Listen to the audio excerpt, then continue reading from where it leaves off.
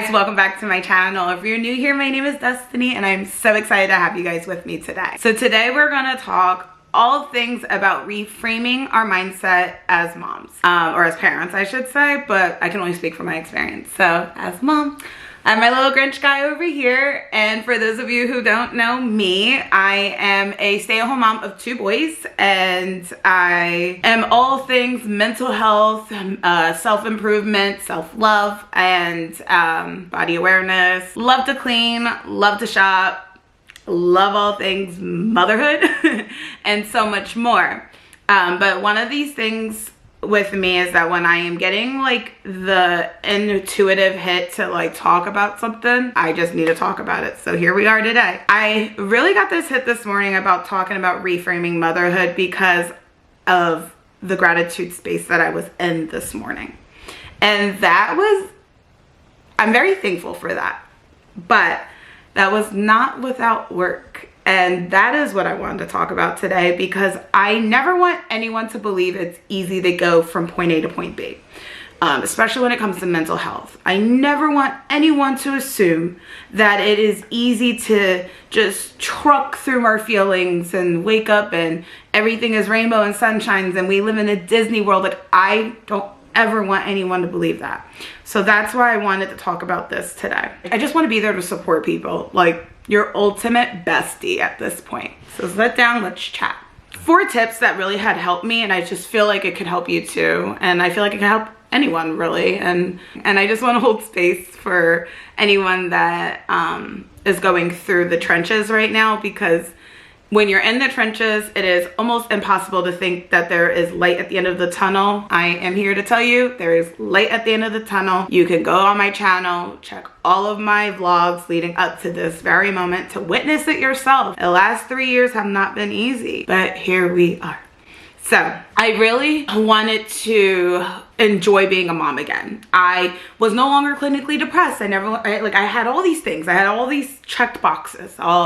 I had my home, my marriage, all these beautiful things, and I was lacking that joy. And I have a whole video on how I figured out how to find like my happiness again. But when it came time to reframing motherhood, this one became really interesting because I am a stay-at-home mom. It is considered my full-time job. And while some people are like, it's not a job, it's your God something duty to, whatever the case is, I don't know. Being a mom and living an experience with my children, I don't consider that a job, like laughter and joy and having these, light shows and these moments of happiness with them, that does not work for me. But if you think that that's all this is, then you need a reality check as well, okay? Because I run everything behind the scenes and it can feel weighted and like work. So yes, I had to have a reframe. I am very thankful in the life that I have, and I want to enjoy it to the best of my ability. So I could not be miserable living this experience. It was unfair to my kids, and it would be unfair to me and my husband. When I saw the reel going around TikTok or Instagram, I don't even know, but it said like something, the synopsis of it was, we are completely responsible for our children's experience in their childhood. That rocked me and it really humbled me. So I wanted to think, okay, well, how do my kids view me? What is their experience as children for me as a mom and with me as a mom? And it was when I realized this one thought, I was like, oh my God, I cannot care at all about what anyone else thinks about me as a mom, other than these 2 little humans, because they're the only ones that are truly affected. Therefore, I couldn't show up miserable every day to work. Like, no one wants to hire me if I'm unhappy every day, like moping around, complaining about work, like, I have to mop the floors again, and I have to clean the bathrooms, and do you really need to ask me for another snack, and are you serious? Literally, who's going to hire me if I am like that all the time? So my step 1 in this process was becoming way more intentional with myself and how I was showing up every day. There was no one else's responsibility but my own on how I was checking my happiness. It's not my husband's responsibility. It's not my children's responsibility. It is solely up to me. So when things got really bad for me, I started therapy, and I went right into therapy, and through therapy, I found resources that work for me, and I will give you those resources at the end of this video.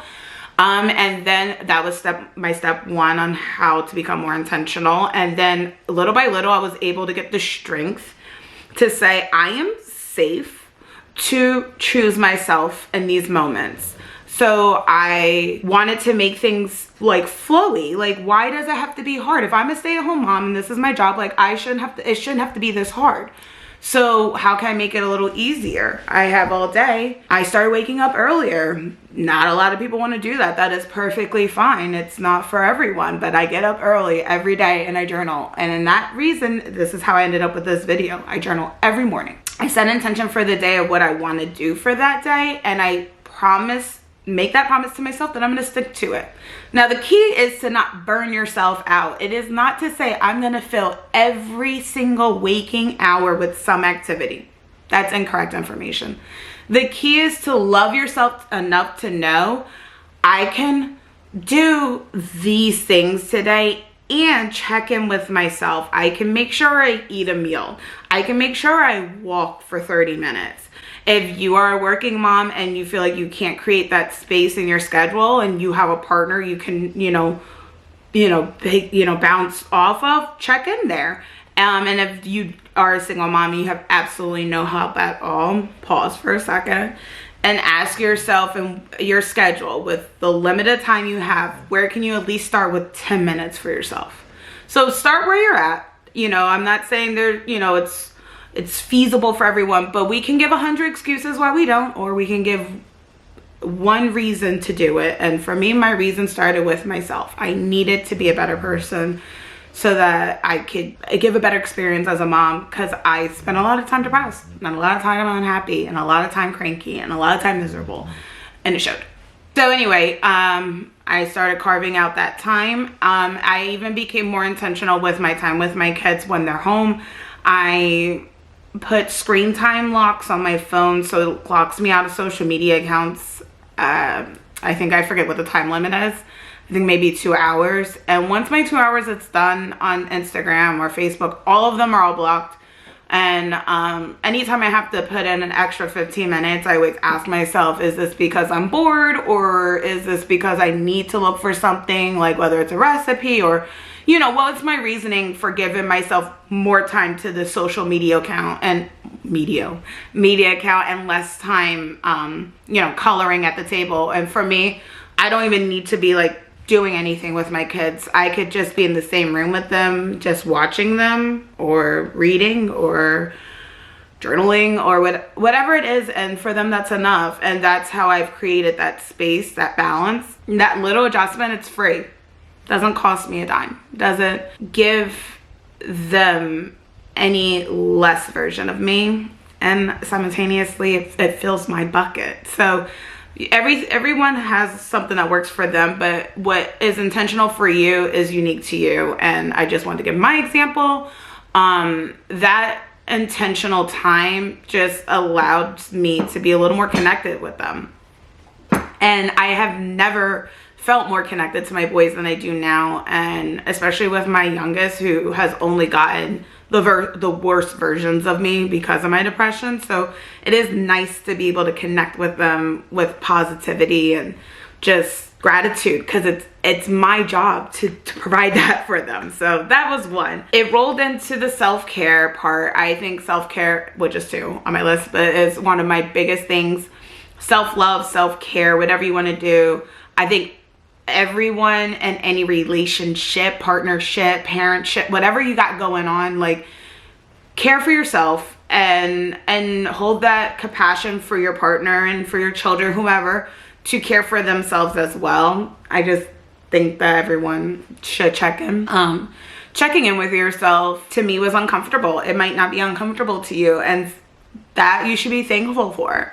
But there are people out there that it's uncomfortable for, and it feels like you should be doing it for everyone else before you. And that's why I put this on my list, because there's a space that needs to be held for people that aren't comfortable with putting others first. And that will drain you in motherhood. And these reframes are to help you not just find gratitude in motherhood, but to help you enjoy it. And you're not gonna be able to enjoy it if you can't be there and be present because you're so depleted. So check in with yourself. You are safe to do it. I am proof that you can do it. You can do it on a budget. You could do it without worrying about it. If that is a privilege that you have, there's 100 ways you can check in with yourself. If you're looking for more examples of that, leave that in the comments below. I will gladly do a video of tips and ways that you can do that, but find what works for you. You're safe to do that. Anyway, my third tip goes back to my first tip. While I am intentional about my time, I then make sure organize it all. You cannot wing shit out here, okay? You got a lot of people you gotta think about. It's just like managing a team of people at wherever you're managing at. I was a manager at Ulta, so like I get how to run a staff, okay? And while I love my family, I'm running a tight ship here because if this shit goes crazy here, I go crazy here. The trickle effect is detrimental. It's not worth the headache, y'all. So preventative measures. I organize. Yeah, I do. I organize my schedule. I organize my pantry. I organize things to make things as simple as possible. So that way, again, I'm not getting drained with mom. They doing enough as is, okay? Make things easier for you, whatever that looks like for you.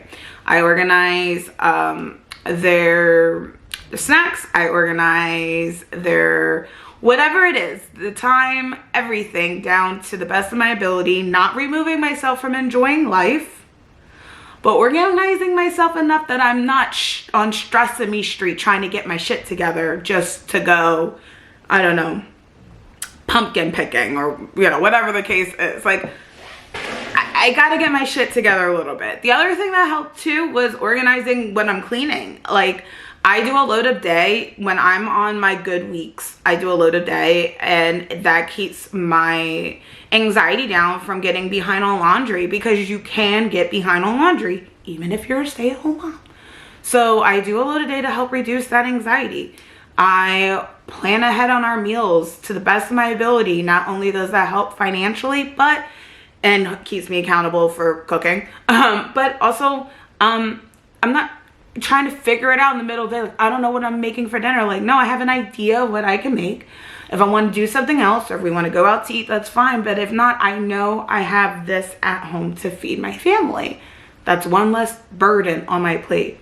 That opens up space for me to do something else, or I can plan that meal ahead so much so that I can nap. You know, like there's reasons why I organize, and most of the time, as annoying as this might sound, it's so that I can make my life a little easier, guys. Organize your time because you're worth it.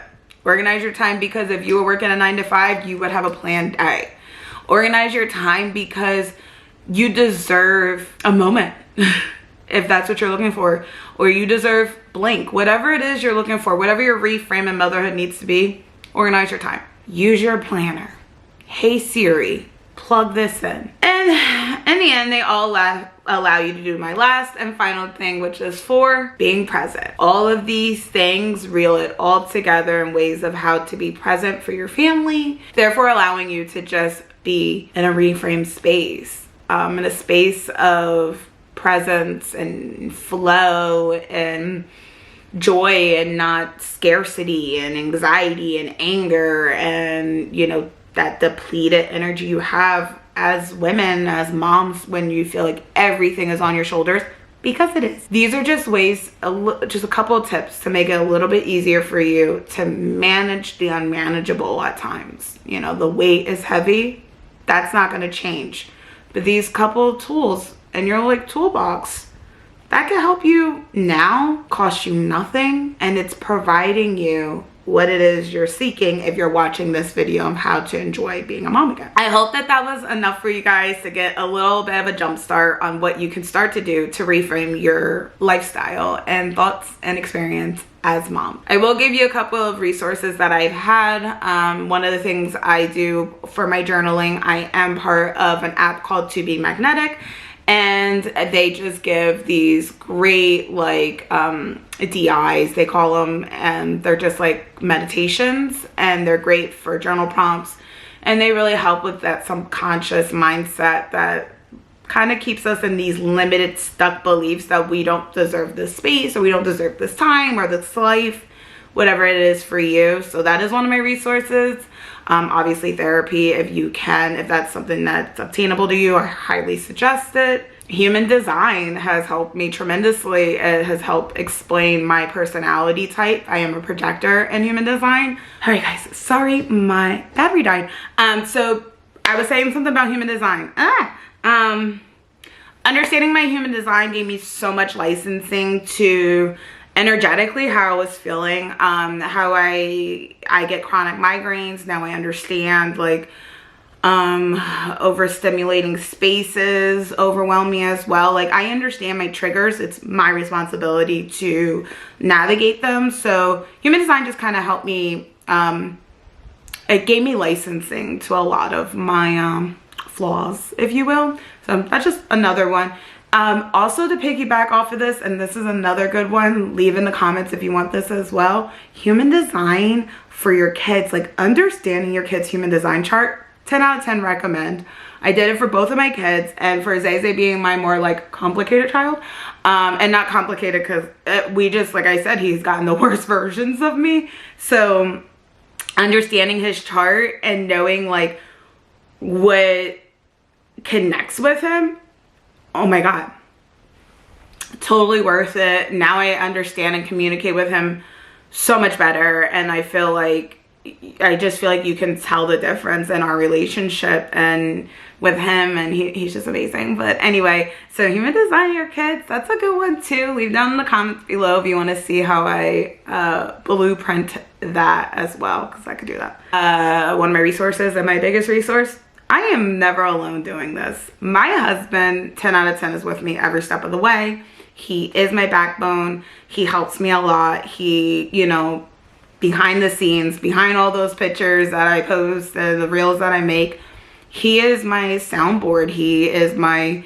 safe haven. He allows me to be creative like this, and he allows me to feel supported at home. You know, I am a stay-at-home mom, but I do not carry all the weight of our home lifestyle. Like, he works a full-time job, and he still comes home to be a father, and he does so much with our kids, and he just allows that and create that space to allow us to be these versions of ourselves. And I don't usually like to, I don't feel like we like to share that part a lot, but it is, I feel like, I think it's important for men to hear that too. Like, you know, it has never been easy, but being a partner to your wife can go a long way. You know, being you know, that backbone that she needs so that she can get through the bullshit can give you also a much better experience as a husband. It's just something to think about, but I think it is important to know, because it hasn't been easy. And even when our marriage can look like rainbows and butterflies, the things that go on are hard, and we are still there choosing each other every single day because we love each other and we feel like we're worth it. At least that's how I feel. I'm pretty sure my husband would agree, but you have to ask him. But the point is that he does create that space, and I'm not doing this alone. So with that, yeah, the reframe has come with a little more ease, but that does not mean it's been easy even with that. So the grass isn't always greener on the other side, guys. The work has to be put in every aspect to get there. Oh my gosh, but in the end, what you make of your life, what you make of your experience with your kids, what you make of their experience with you, that is gonna go so far. And it's just worth getting uncomfortable right now. It's worth finding yourself again. It's worth putting in that effort for a schedule, that effort into disconnecting, no longer comparing yourself to other people. That's huge in reframing. And you're able to do that a little easier when you're being more present at home and less present online, or whatever it is that you're doing to distract yourself. I should point out, because not everyone's toxic trait is social media. It was just mine in this example, but I know there are people out there that feel the same. So if that helps, and I hope it does, it's all little by little, guys, and some way, somehow, you find yourself back, back to this giddy space of enjoyment and love and laughter and gratitude. And for me, I sat there this morning, like I said, and I journaled, and I felt all of that. And I was very thankful for the work that I put in to get here today. And those resources did change a lot for me, and they continue to improve me more and more. All right, guys, so that's all I have for you today. Leave down in the comments any questions you have for me. You can also find me on Instagram at DestiniCruise_, and I will see you guys next time.